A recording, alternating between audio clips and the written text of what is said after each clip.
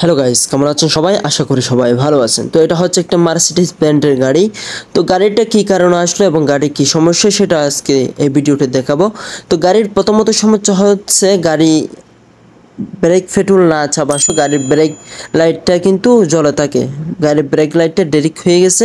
গাড়ির ব্রেক লাইটটা কি কারণে ডেরিক হলো আমি আপনাদেরকে সম্পূর্ণ দেখিয়ে দিব এবং ছোট্ট একটি কাজ ভুল হলে কিন্তু আপনার এই সমস্যার সম্মুখীন হতে পারেন।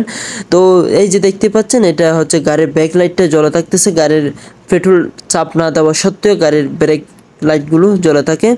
এই যে এটা হচ্ছে একটা সেন্সর, যে ব্রেক পেট্রোলের সাথে যেই আইসিইউটা লাগানো আছে সেখানে লাগানো যাচ্ছে। এই যে দেখতে পাচ্ছেন, এই যে এই জায়গায় লাগানো থাকে। এই জায়গা থেকে যদি কোনো প্রকারে যদি এই সেন্সরটা যদি বাহির হয়ে যায়, তাহলে কিন্তু এই ব্রেক লাইটগুলো ব্রেক পেট্রোল না চাপ দেওয়া সত্ত্বেও জ্বলে থাকবে। তো অনেকে মনে করবেন কোনো জায়গায় তার শর্ট হয়ে গেছে বা কোনো জায়গায় কোনো সমস্যা হয়ে গেছে বড় ধরনের। তো সেটা চিন্তা না করে আপনারা এই ব্রেক পেট্রোলের সাথে যে সেন্সরটা আছে সেটা আগে বাইর হয়ে গেছে কিনা, সকেটটা সঠিকভাবে লাগানো আছে কিনা সেটা চেক করে দেখুন। আমি প্রথমে কিন্তু এই ব্রেক লাইটটা কিন্তু ডেরিক জ্বলে থাকছিল, কিন্তু আমি যখন এই সেন্সরটা লাগিয়ে দিলাম ব্রেক পেট্রোলের সাথে যে আইসিইউটা লাগানো আছে সেখানে যখন আমি এই সেন্সরটা লাগিয়ে দিলাম, তখন কিন্তু এই ব্রেক লাইটটা কিন্তু বন্ধ হয়ে গেছে। আমি যখন ব্রেক পেট্রোল চাপ দিই তখন জ্বলে এবং যখন চাপ দেয় না তখন বন্ধ হয়ে যায়। তো সেই হলো বিষয়।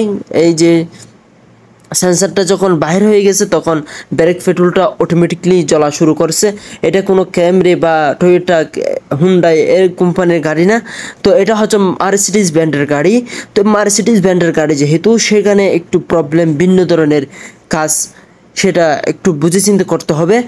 আমি আজকে আপনাদেরকে দেখিয়ে দিলাম এই মার্সিডিজ ব্র্যান্ডের গাড়িতে যদি কোনো সময় ব্রেকের লাইটটা ডেরিক হয়ে যায়, তো বেশি কিছু কাজ করতে হবে না। এই সেন্সরটা খুলে গেছে কিনা বা এই সেন্সরটা সঠিকভাবে লাগানো আছে কিনা সেটা একটু চেক করে নেবেন, আপনার সমস্যার সমাধান হয়ে যাবে। তো আমি এখন ফিটিং করে দিচ্ছি। আমি যেই নিচের যেই প্লাস্টিকটা খুলছিলাম সেটা এখন ফিটিং করে দিচ্ছি। ফিটিং করার পর আমি আপনাদেরকে দেখিয়ে দিব আমার কাজটা সঠিক হয়েছে কিনা এবং আপনারাও দেখতে থাকুন।